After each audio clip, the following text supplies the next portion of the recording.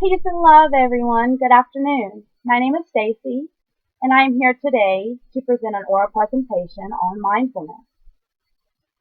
Now, humans habitually are consuming their lives with distractions, activities, worries, and anxieties, ignoring the present moment. Our stress levels today are evident as we continue to strive our best to quickly relieve our stress level with intention. There are many forms of relief we can turn to, such as pharmaceutical relief. We have natural remedies. There's professional therapeutic advice, and also spiritual enlightenment. One practice that has been researched in the last century is mindfulness meditation. And I have become interested in this topic through wanting to relieve stress naturally in my own life. And this has led me to the research topic of what are the positive benefits mindfulness can have on mental health. As I became interested in this topic and done research, many questions came into play, such as what are the benefits? How can a person inculcate mindfulness into their life? What scientific data is there backing the practice? Nevertheless, these questions have led me to a strong thesis of my research paper. And that is, clinical treatments help people every day with mental health issues. However, it has become more widely accepted that the practice of mindfulness can have many positive benefits on decision making, mental health, and stress. In this presentation, I will further elaborate on the practice, explaining how it may work in the human body, things that I have learned, and my personal viewpoint on the effectiveness of the theory. So as humans continue to stress themselves out with worries of the world, mindfulness has been used many times to help alleviate that stress. As psychologist Alicia Goldston stated, everyone in one way or another is having a difficult time coping with life stresses. And although clinical treatments are helping people every day with the matters, there's many advocates that believe that the practice of mindfulness can have positive benefits too on decision making, mental health, and stress levels.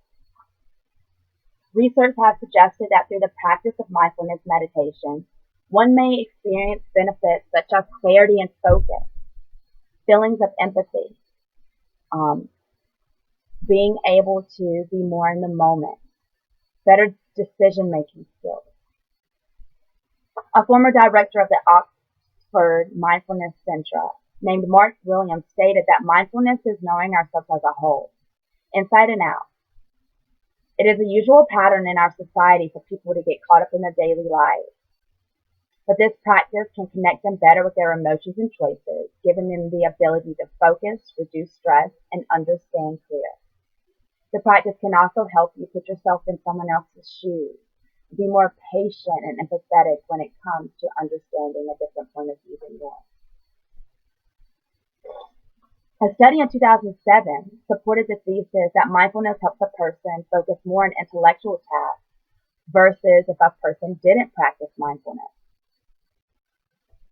When utilizing mindfulness, a person becomes more aware of situations around them, and they become and begin to have a more enlightened perspective, giving them the ability to separate the current emotions from what may be right and what may be wrong. In results, researchers have found many short-span and long-term benefits that arise from this practice, such as the reduction of racing thoughts, the reduction of stress, a boost working memory, and the better ability to focus. Through scientific research, it's proposed that mindfulness can also help rewire our brains. I found this very interesting because through research, studies have found that mindfulness can reverse the hormonal patterns that happen during a stress response. And scholars have also found that an excessive stimulation of a stress response leads to many risks of diseases such as heart disease, AIDS, and depression. Consequently, dropping an individual's experience of stress by using mindfulness can indeed help with that overall well-being of their life. And isn't that very encouraging for ourselves and our families?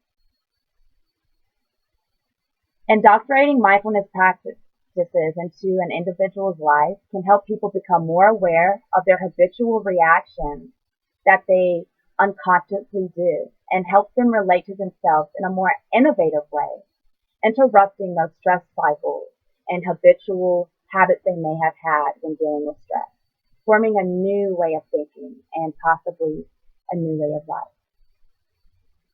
A developed model that was published in Current Directions in Psychological Science recognizes the biological pathways linking mindfulness exercises with the reduction of stress. This framework really establishes that stress and mindfulness connect directly to each other. And in 2009, an organization named the Red Cross developed a podcast that helped many victims after the bushfire incident. And it provided comforting information about suffering, how to cope with stress during emergencies, and how to build resiliency. In response to this and the mindfulness practices that Red Cross had promoted, 79% of responses felt that mindfulness had an influence on their daily life in terms of ethical and moral behavior, while only 32% thought that it was irrelevant to the behavior, adaptation, and risk reduction in particular.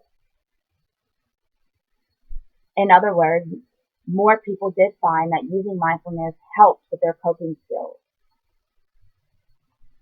Although it is recognized that there needs to be more research conducted about the connection between mindfulness and psychological stress responses and mental health, researchers have had successful studies on how therapists and therapist trainees benefit from these practices.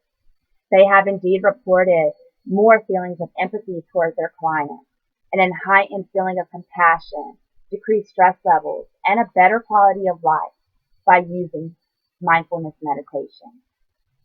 Moving forward, researchers have theorized that the technique may be a modest way for therapists to assimilate mindfulness practices into therapeutic sessions. And this is very encouraging for the future of therapy when it comes to ourselves and our loved ones. So nonetheless, the practice of mindfulness has been used all throughout history. Over 250 hospitals are currently using mindfulness, and it is universally supported by many different cultures and societies. It's being placed in jails, prisons, workplaces, and health services as a new way to develop new habits and ways of dealing with stress, definitely improving mental health. So when writing my research paper, I used many credible resources.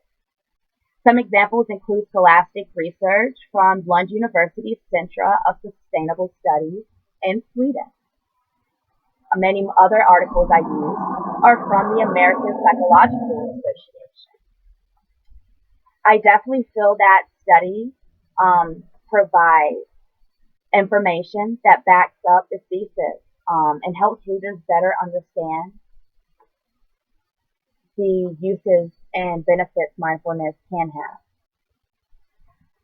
I enjoy using the articles too because they definitely deal with the facts whenever the articles include studies that have been done by other scholastic researchers or by doctors or professional personnel.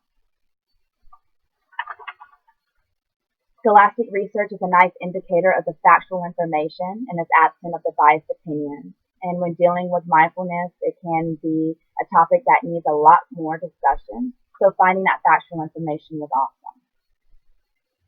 I was able to develop a very nice research paper through the use of many literary techniques. I established logos by appealing to the reader's logic.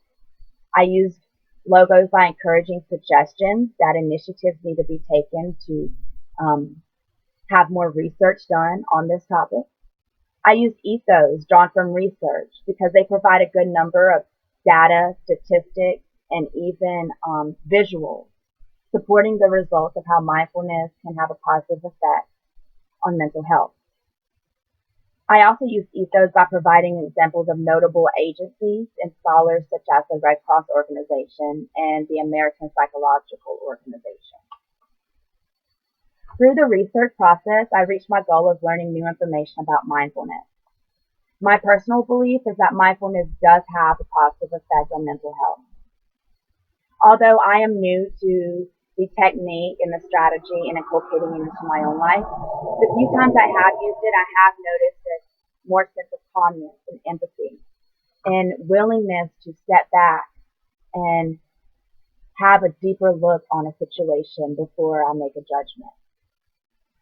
Nevertheless, I do think that if I develop more of this practice into my routine, I can reap the benefits, such as more clarity, focus, better working memory, and a better mental health.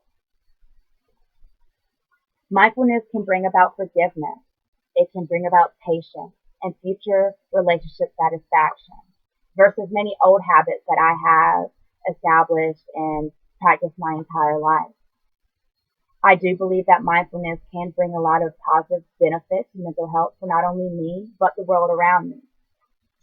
And while there is a great need for further research on the topic, there is many researchers, scholars, teachers, and advocates that believe that mindfulness meditation can affect tens of thousands of humans by potentially bringing them a better state of mind, consciousness, and awareness that will improve their mental health.